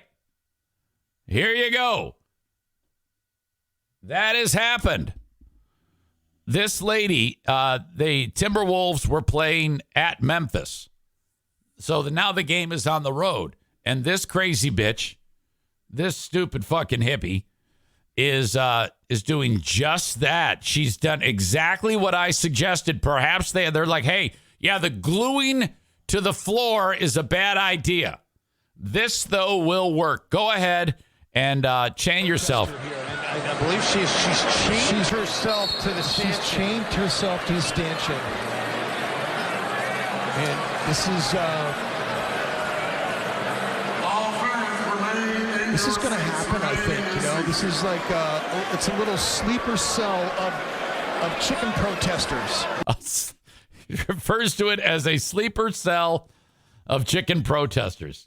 That is fantastic. Okay. We've got a sleeper cell of... Oh, man. Listen, Okay, this guy laughing is going to get canceled, okay? You don't do that. They're going to kill you. I mean, I would, but... Okay, so this crazy bitch is chained up. These guys are like, oh, man, what the fuck we going to do?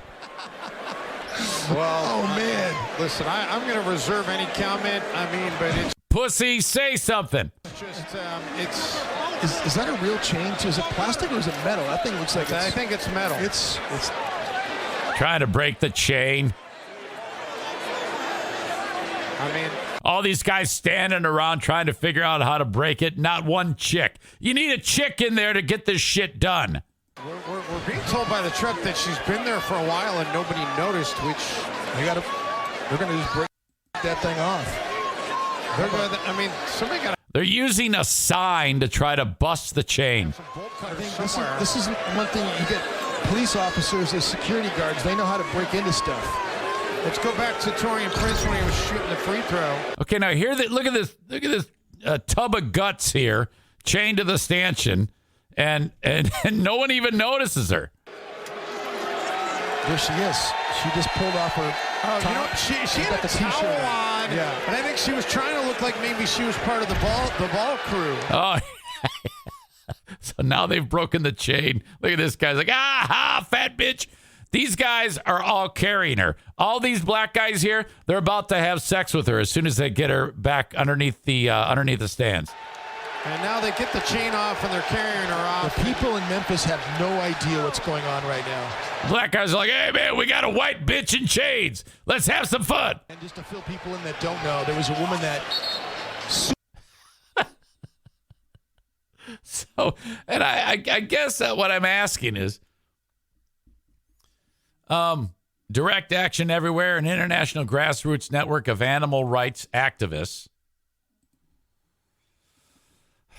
shared a press release on Twitter soon after the incident confirming this woman was part of the same group as a previous interruption that happened in Minnesota.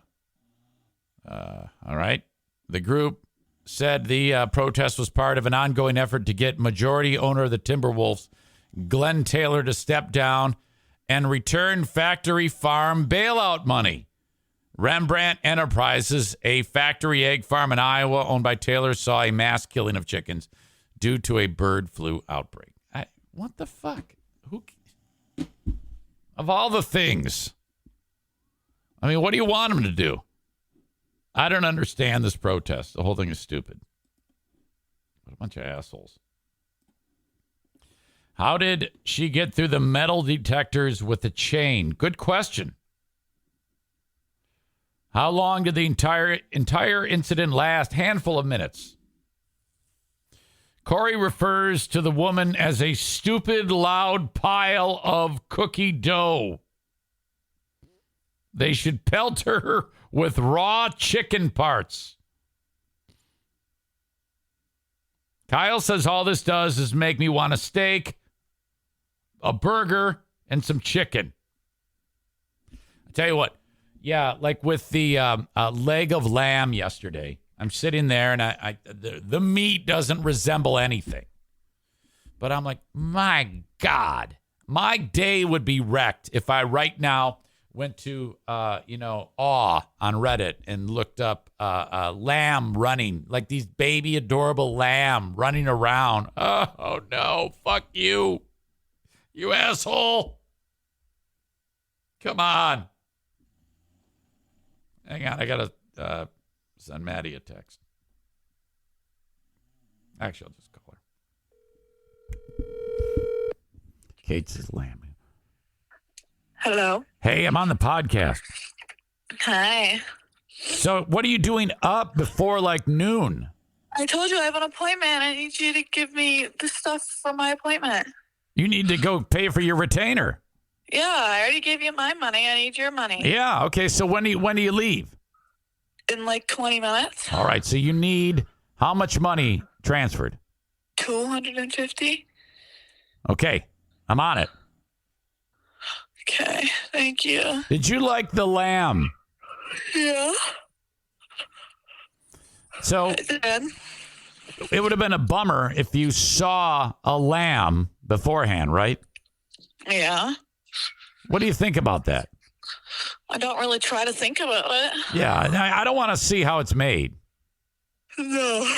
So you're not becoming like an animal rights activist, are you? No. Hey, I'm so tired. What time did you go to bed? Like 4 a.m.? No, I felt I could not fall asleep till like 1. Yeah, it sounds like a college student. Well, I was doing homework till like midnight. Okay, well, that's good. Yeah. And you're leaving me today, right? Isn't that the plan? Yeah. You're leaving me again. I'm coming back in 2.5 weeks. Right on. Okay. Hey, I'm not going up north next week, so that means I'll be able to work on the basement some more. Oh, good. Hey, I want you to know something. Because that basement is key, especially if you're coming home. You want to be able to have a place to watch TV because Uncle Kevy has bogarted the, what do you call it, the sunroom. Yes. Okay. And place for friends. Yeah, you want to hang out with the sorority sisters for your pillow fights. Yeah. Okay. Well, now I'm not going up north. So, and I would have worked on it Saturday, but Jackie getting hammered and making your mother watch over her, that tied me up. So it's not my fault. I wanted to work on that damn thing. I am saying this was a COVID 2020 quarantine project. We have not had a basement in 2 years. Yeah, it's hard to argue with that logic. I'm not going to lie to you. See? It really is. But I've been trying lately. I've been trying. I know. I haven't been home in 9 months. I don't care if the basement's not done. It has to. What is the date you return home for the summer? May 6th. Oh my God. All right. It's okay if you don't have it done. It's okay. Aram says, let the sorority paint the basement. No, it's a terrible idea. We are not I don't want them. I don't want those drunks here. Okay. Don't call them that. All right. I love you. Love you too. Will you transfer the money, please? You got it. Thank you. I love you. Okay. I love you too. Bye-bye.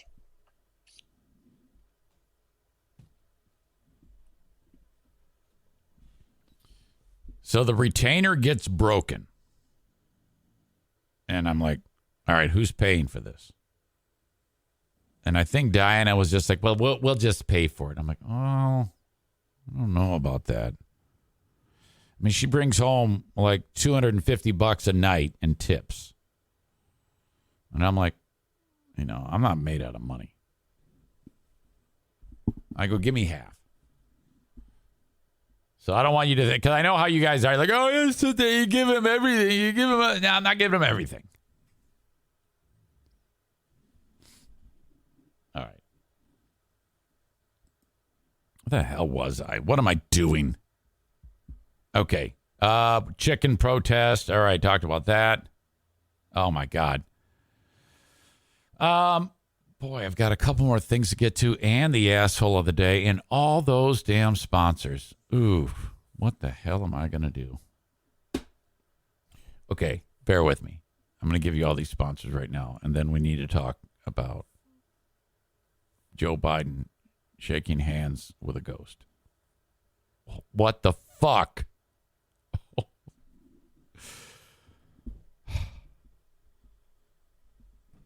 TC Paintball. TCPaintballGR.com. Fully stocked pro shop with everything you need for paintball fun. I don't know if they're going to be outside this week. It's cold, at least for the first part of the week. It's snowing out right now. But by next weekend, it's going to be 70. Book an event for Saturday. Neighborhood kids, the dads, birthday parties, you name it. Drop in play during the week. Wednesdays, Little League, using the low-impact equipment. Starts at 5 p.m. Just show up at 4:45. You're good to go. Ladies' Day is Thursday. TCPaintballGR.com. Looking forward to our next paintball event. They have outdoor play and indoor play. Open all year round. Bennett Flooring Installation. 616-318-0167. If you need flooring installed, they will do it for you. They are full service if you choose. You're like, I don't want anything to do with this job. You guys rip up the old stuff, put down the new stuff. Or if you want to do, the grunt work of getting the room ready, you can do that. It'll save you a ton of money. That's fine. Just call them, 616-318-0167, BennettFlooringInstallation.com, and make an appointment to have either Jacob or Jason show up and measure the room. Then they're going to tell you how much it's going to cost to install it. Because, if you get the room ready, you buy the flooring yourself at Johnson's Carpet One Floor and Home Discount Outlet, and then you're paying Bennett for just the install. You will save a ton of money, and man, does it look awesome. Go to their website for more information, BennettFlooring.com. Wait a minute. Let me make sure that's right. BennettFlooringInstallation.com. Yes. Bennett Flooring Installation.com. Thank you so much. The flooring that I want you to buy, as I said, get it from Johnson Carpet One Floor and Home Discount Outlet on Chicago Drive in Granville, Michigan. If you're in the West Michigan area, this is for you. That warehouse, that discount outlet is, it's packed with flooring. The best designs, the most popular designs. They buy it in huge quantities. The manufacturers sell it to Darwin for a lot cheaper because they're buying so much. Excuse me. And then because of that, he can offer it for a much lower price than the competition. Anywhere. So it's worth the trip to get over to Johnson Carpet One Floor and Home Discount Outlet and buy it. Now, just down the street is the main store. I don't want you to go there yet. I want you to go to the discount outlet first. See if they have what you... Because you just show up there with your pickup truck or your minivan. You take a look at what's on sale. You mention my name. You'll save 10% when you do that. And you leave with the flooring. Just throw it in your truck and leave. Or if you want more of the service side of it where it's like less grime. Like what I mean by that is Kent dropped the E at a U. Zaniac, he runs the discount outlet. And the... basically, he's driving a forklift and then, just help yourself and pay for it up front. And that's kind of how it works. Him and the Armenian stock the place. These two are not the prettiest flowers. You go down the street to the main store and then everybody there is beautiful. That's if you can't find anything for sale in the discount outlet. Both are in Granville, Michigan. Johnson Carpet One Floor and Home Discount Outlet. A&E Heating and Cooling, HVAC specialists. Anything for your furnace or your air conditioning, you need a new install. They will install the Comfort Maker brand of furnaces and or air conditioning. The best in the business, and no one beats the price of Joe Martinez and A&E Heating and Cooling. If you have any problem, like the other day, last week, I had a problem with my boiler. I said, dude, come fix this. And he was over right away. And then he helped me out, and the next thing you know, it's repaired. 616-516-8579 for A&E Heating and Cooling. After-hour service calls are available 24/7. You will get bent over the pinata when that happens, but that's the way it goes. Because you call them on Sunday at 7 p.m., if you can't wait, they can help you, but you'll pay for that. And then finally, Blue Frost IT, the managed IT service provider for the Eric Zane Show podcast. Anything tech, you need it, they'll take care of it, especially your business. At your business, if you have problems, you're like, hey, man, I think we need to upgrade our tech. Don't just go and start buying stuff off Amazon. Because in a year, you'll have to buy something else. Get it right the first time. Make sure you don't buy too little or too much or the incorrect things. Make sure you do it right. All you need is a free 30-minute complimentary consultation to determine what is right for your business. After they help you with that and get you all set up, they can be your managed IT service provider. This is something they've done for me in my little business. Okay? But your business might be a little bigger. They can take care of you. Blue Frost IT, 616-200-8550. Okay, let's get to this hilarity. Now, a lot of times when I see the clips of Biden doing something stupid or, in this case, just because his brain is meatloaf, I'm trying to no, that didn't happen. Or maybe, no, I don't think that's a big deal. I mean, there are other times that I say, yeah, that's a big deal. This one, I would just like a explanation. I just want some more info here as to what was going on. Biden finished a speech last week, and then you be the judge. They say he started to shake hands with a ghost or no one that was there. Okay. Of America. God bless you all.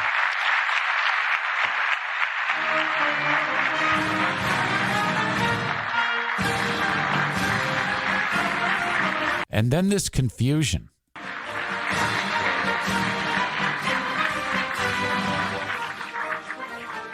Oh, boy. A lot of black people back there.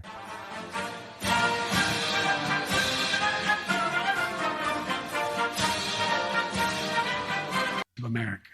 God, he looks fucked up. My God, this was bad. I need, we need Jen Psaki to say, there is an explanation for this, because when these things, I think it's fair that they do offer an explanation. No, he wasn't shaking hands with a ghost. Hey, give me anything. Hey, make it up. I don't give a shit, but say something. What the fuck? America. God bless you all. Watch this. Look at that. He's looking at a ghost right there. And he's like, put it there. He puts his hand out to shake it, for someone to shake it. And he's seeing something right there. He probably thinks he's looking at like Paul Revere or something like that. Oh my God. What the fuck?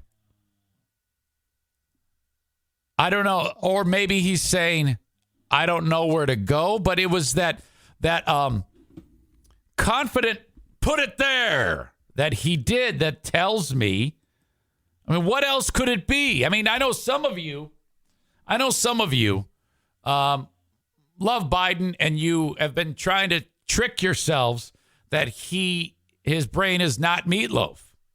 And no matter what examples pop up that show that his brain is meatloaf, you come up with something, a convenient storyline to try to convince me or anyone else otherwise. Hell, I was you at one point. There was a point in time when I thought that Biden, that this was all just nonsense. But I don't believe that now. I believe that he actually has been compromised and is making no decisions, And I'm like, well, just come out and tell us and let this poor man retire. This is fucking elder abuse, in my opinion.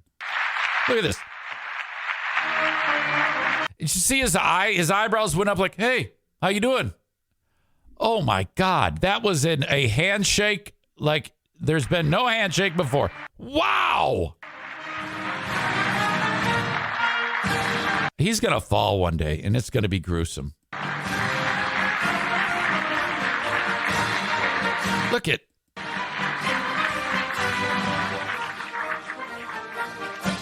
He's probably thinking to himself, what are all these black people doing here?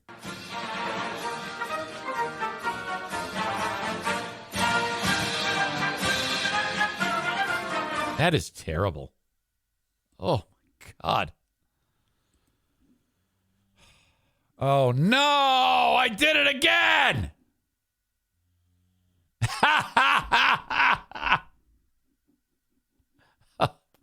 It's good. Once a week I do this. I'm such an asshole. Fuck. All right. Well, let me just play it and you can enjoy it and just incorporate all those jokes. Such a dick. Oh, no. Every fucking time. Of America. God bless you all. Look at that.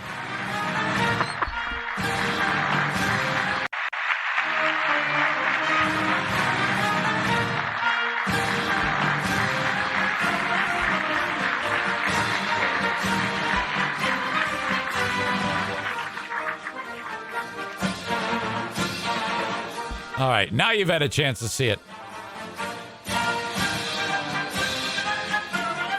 That's just downright surreal and weird. Okay? My God. Man. All right, it's become a point of hilarity of the realization of when I notice that I'm making some type of technical gaffe. Here I am talking about Biden's gaffe, and I make a gaffe. Aram says he is looking for someone. Well, yeah, maybe, but what about the hand? What about the handshake? That looked like a handshake to me. I don't know.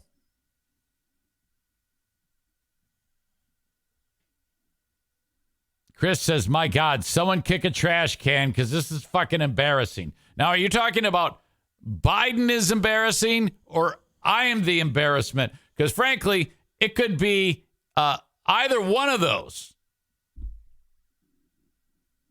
Chris says, no, Biden. Well, thank you. Kyle says, look at this idiot. Can't even show the video. Oh, fuck.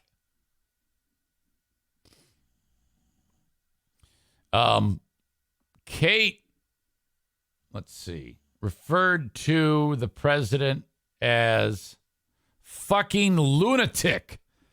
Well, you realize you're talking to an ill person there. That seems very harsh to me. I don't know if that's fair. He can't, that is below board. You have a sick man there. You're attacking a dementia patient. Yeah, Aram is giving benefit of the doubt, but I think he's full of shit. Just stuck out his hand towards someone to ask where he should exit. You think so? You think that's what he's doing there? Of America. God bless you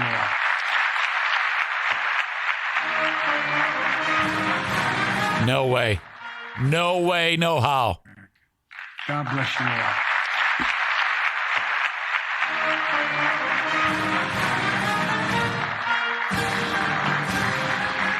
And who the hell was he talking to then?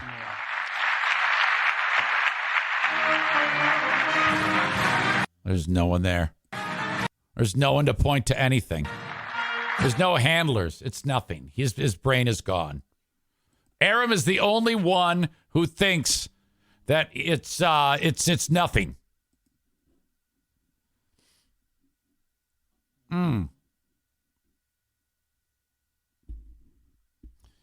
Maine Chris says, back in my day, we didn't have radio. We sat around and listened to noises. It was a ghost or an angel. Whew. Pellerito needs to change the background music. Maybe like Benny Hill theme. I like that. That would be funny. All right. I want to finish with another video that I'm probably not going to show you. All right. This one was last week, and I messed it up. I didn't mess it up. I just never got to it. Okay, there. We can see it. Now, you see this lady right here, hot chick in a little jumper or little romper. And then she's going to throw a pitch. This is like a gender reveal. So she's going to throw the ball, and he's going to hit a home run, and it's going to be blue or pink. Now, when I first saw this, I said, please tell me he's going to hit her. It's going to be a comebacker and just hit her right in the face. But no, it's nothing like that. So this absolutely stunning, that's the mom and his significant other. And she's going to throw it, and he's like a baseball player, so, he's a meathead athlete. He's getting all sorts of shit because watch what he does after he reveals that it's a boy, and mom wants to go give him a hug. Yeah, boy, you gonna be so stubborn. You get that from your mother.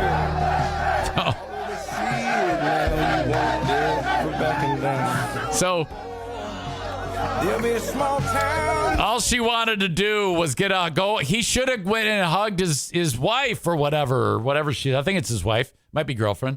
But instead, he went to run over to his bros. Now, she doesn't know the gender. He doesn't know the gender. Somebody made this little thing that they're throwing the ball with the stuff inside of it. So this is the shock to them both. And what does he do? He runs over to the bros and says, hey, guys, yeah, what's up? I'm so happy. Holy shit. Boy, you gonna be so stubborn. You get that from your mother. I already see it now. Oh, no.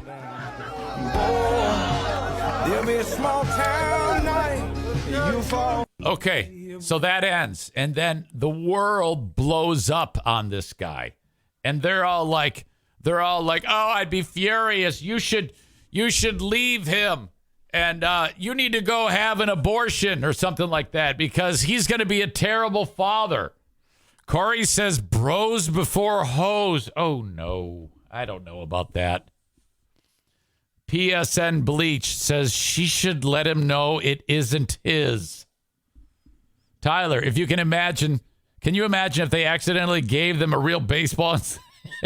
That's what I thought instead, and he pelted her in the face. She'd be dead. Did you see that guy swing? We got another bro for the crew. Is this 16 and pregnant? I think they're both in their early 20s. Imagine if the smoke was black, Nick says. All right. Malicious 1313 says, this just made me so angry. Corey says, hits her right in the tit.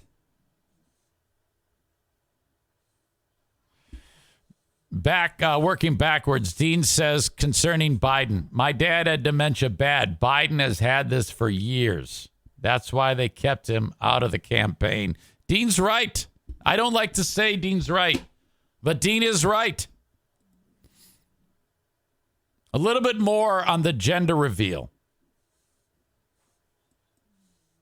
This is yeah, boy. Shit. Fucking this up, of course. There is a second clip.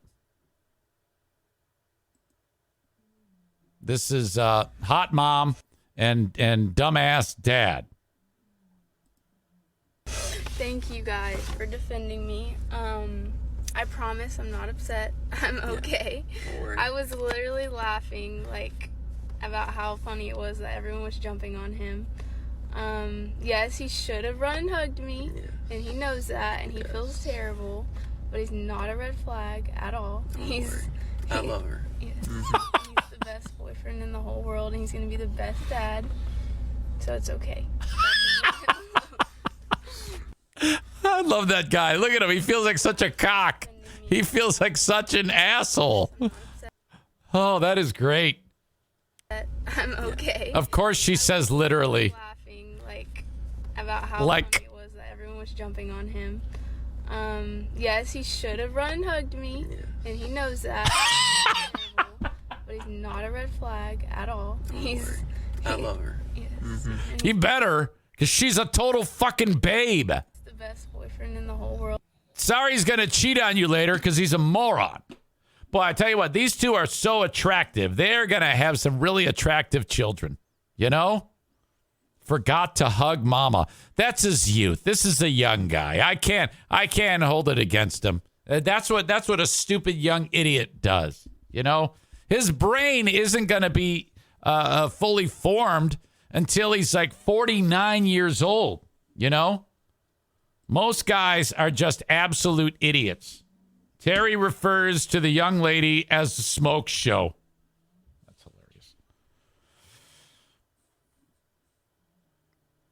All right. Dennis says she's just as stupid as he is. Holy shit, you guys are fucking ruthless today. Super attractive, dumb as shit. My God, Nick says. What a bunch of cynical assholes you guys are today. Why are you so mean? I don't understand this. You know? I'm not even that mean. Bunch of idiots. All right. Asshole of the day. Who is it going to be today? Asshole of the day brought to you by TC Paintball, JM Synthetics. Oh, God. Well, I know who it is. Friday, it was Aaron Rodgers. A lot of people said that he was only screwing around. He wasn't really pissed off. I disagree. I disagree completely.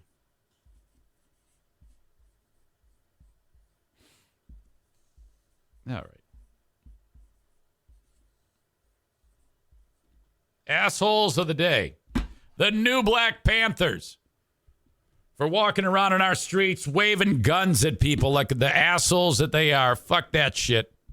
You have won. Asshole of the Day brought to you by TC Paintball and JM Synthetics. That is my time for today. I appreciate you. Thank you so much for being part of the show. Corey says, referring to hot chick, she totally does. Anal, my God, what the hell? All right. Thank you so much for being here. And I will talk to you on the Patreon. Patreon bonus podcast starts momentarily. You guys are the best. Until next time, thank you. Bye-bye.